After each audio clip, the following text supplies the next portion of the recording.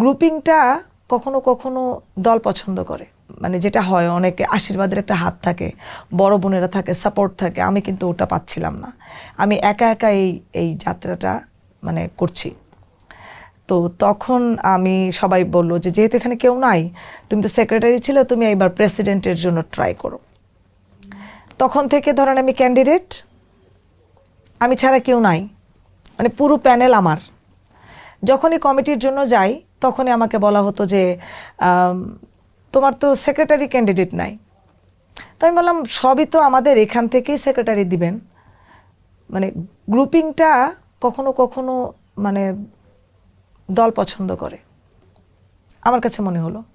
কারণ আপনি সাংগঠনিক দিবেন, সেটাও আমার ছোট বোন, সিনিয়র ভাইস দিবেন, সেটাও আমার ছোট বোন।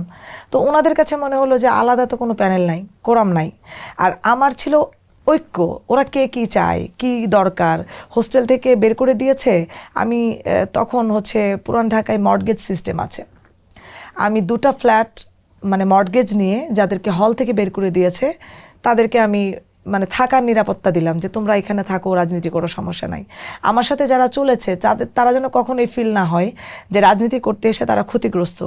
আমার উপর দিয়ে যে ঝড় গেছে আমি কখনো চাইনি আমার ছোট বোনেরা, আমার অনুসারীরা কোনো ঝড়ের মধ্যে পড়ুক। সবসময় আগলে রাখার দায়িত্বে ছিলাম, যার কারণে তারা কখনো গ্রুপিংয়ের চিন্তা মাথায় আসে নাই। কিন্তু আপনি যে গ্রুপিং বা সিন্ডিকেটের কথা বলছেন, এটা কি সবসময় আসলে থাকে কিনা? এটা অবশ্য সবসময় থাকে।